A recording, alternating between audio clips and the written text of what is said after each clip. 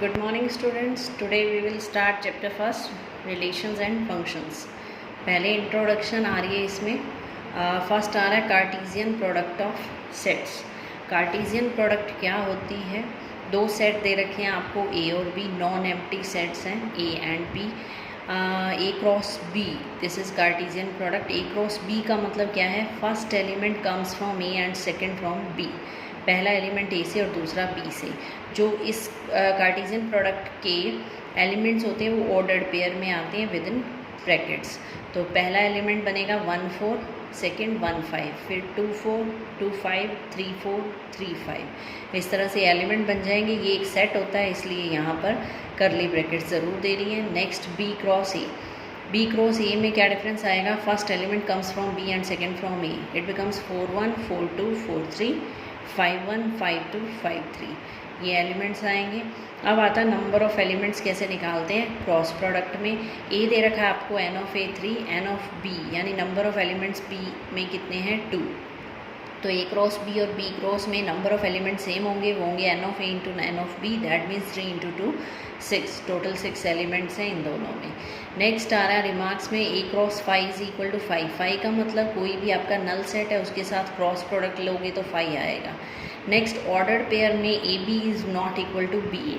हम सेट्स में करते थे 1 2 3 लिखें, 1 2 लिखें या 2 1 लिखें, तो ये इक्वल होते हैं आपस में. यहाँ पर जो इसका ऑर्डर है वो चेंज कर सकते हैं, पर ऑर्डर्ड पेयर में है जो उनका आप ऑर्डर चेंज नहीं कर सकते. A B is not equal to B A, that means 1 2 is not equal to 2 1. Next है let A is finite B is infinite, then cross product is also an infinite. अगर दोनों में से एक भी इनफाइनाइट होता है तो रिजल्ट इनफाइनाइट आएगा. नेक्स्ट आ रहा है हमारे पास रिलेशन. क्या डेफिनेशन है रिलेशन की? In general sense relation is according to which 2 objects और elements are related to each other. Relation क्या है? जिसमें हमारे कोई भी 2 एलिमेंट हैं वो आपस में रिलेटेड होते हैं. और जो मैथमेटिकल डेफिनेशन है वो है R is subset of A cross B, यानी जो आप कार्टेशियन प्रोडक्ट निकालते हो उसी का सबसेट है relation. If A B belongs to R, अगर कोई आपका order pair belongs to R से बिलोंग करता है तो इसका मतलब है A is related to B, written as A R B का मतलब A is related to B according to given condition. Condition आपकी क्वेश्चन पे डिपेंड करेगी कि क्या कंडीशन से ए और बी आपस में रिलेटिव हैं, चाहे वो लेस का है, ग्रेटर का है, माइनस प्लस किसी भी चीज़ का हो सकता है. नेक्स्ट है हमारे पास टोटल नंबर ऑफ़ रिलेशंस निकालने हैं. 1 मार्क में क्वेश्चन आता है ये. टोटल नंबर ऑफ़ रिलेशंस होते हैं 2 raised to power mn, जहाँ m क्या है? Number of elements in A, n क्या है? Number of elements in B. Suppose आपका ये एग्जांपल है, ए और बी 2 सेट दे रखे हैं, आपको नंबर ऑफ़ रिलेशन निकालने हैं. तो ये कितने हो जाएंगे? 2 raised to power 3 इंटू 2, यानी 2 raised to power 6, 64 रिलेशंस हो जाएंगे. नेक्स्ट आ रहा है हमारे पास बहुत इंपॉर्टेंट टॉपिक है डोमेन, कोडोमेन और रेंज. ये हमारा 12th में बहुत ज़्यादा यूज़ है इसका, क्वेश्चन भी आता है इसमें. The values domain, the values which we can put in function for finding 2 conditions. अब ये फंक्शन आ रहा है, इससे पहले हम एक बार फंक्शन की डेफिनेशन देख लेते हैं, फिर ये डोमेन, कोडोमेन और रेंज देखते हैं. तो फंक्शन की डेफिनेशन आ रही है हमारे पास, F X to Y is a function. मतलब फंक्शन कब होगा? If f is a mapping from x to y in which each element of x is associated with unique element of y. जो x है उसका 2 आपने sets ले लिए x और y. तो in which each element of x, यानी x में अगर 3 एलिमेंट है तो तीनों के तीनों एसोसिएट होने चाहिए with unique element on y. तो y के यूनिक एलिमेंट सपोज़ यहाँ 1 2 3 है, यहाँ आपका 4 5 6 है. तो 1 is related to 4, 2 is related to 5 and 3 is related to 6. Each element of x, हर एक एलिमेंट इसका एसोसिएट होना चाहिए यूनिक एलिमेंट ऑफ y. तो ये डेफिनेशन है हमारी फंक्शन की. अब देखते हैं डोमेन, कोडोमेन और range. The values which we can put in the function for finding domain 2 conditions we put in the function. जो हम वैल्यूज़ पुट करते हैं फंक्शन में वो हमारी डोमेन है. यानी अगर आपके पास 2 सेट हैं ए और बी, फंक्शन है फ्रॉम ए टू बी, तो जो ए है वो आपका डोमेन है, जो वैल्यू हम पुट करेंगे. तो डोमेन है the values which we put. Next आ रहा है for finding domain 2 conditions we have to check.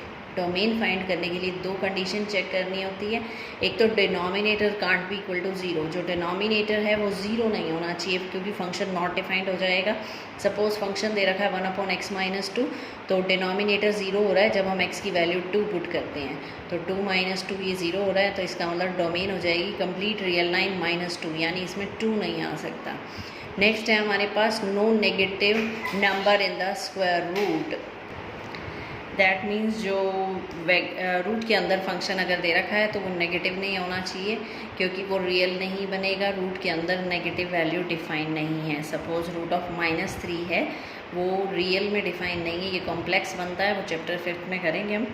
तो डोमेन हो जाएगी x-1 should be greater than equal to 0, यानी इसकी वैल्यू 0 या 0 से बड़ी होनी चाहिए। तो यहाँ से आ जाएगा x greater than equal to 1, यानी जो डोमेन है, जो वैल्यूज़ आप पुट कर सकते हो वो ग्रेटर दैन इक्वल टू 1 है, 1 या उससे बड़ी वैल्यूज़। तो इस तरफ हम लेते हैं -इन्फिनिटी, इधर लेते हैं पॉजिटिव इन्फिनिटी। इन्फिनिटी का मतलब ये अप टू सो ऑन चलता जा रहा है, लास्ट वैल्यू हमें नहीं पता है। तो ग्रेटर दैन इक्वल टू 1 का मतलब 1 से लेकर इन्फिनिटी। यहाँ इक्वल का सिंबल है तो यहाँ स्क्वायर ब्रैकेट आएगी। ये चैप्टर फर्स्ट में इंटरवल्स कर चुके हैं, कैसे लिखते हैं। नेक्स्ट आ रहा है codomain, from which values that means answers can come, जहाँ से आंसर आ सकते हैं वो आपकी कोडोमेन है। जैसे f(a) फंक्शन है आपका, तो यहाँ से a डोमेन थी तो b क्या बन जाएगा इसकी कोडोमेन, यानी जो आंसर आएंगे वो कोडोमेन में से आएंगे। अब रेंज क्या है, answer comes when we put the values of domain in the function. जब हम डोमेन की वैल्यूज़ फंक्शन में पुट करते हैं तो जो आंसर होते हैं उनको रेंज कहते हैं। अब एग्जाम्पल दिया है, ध्यान से देखना, f is a to b such that y is equal to fx is equal to x²।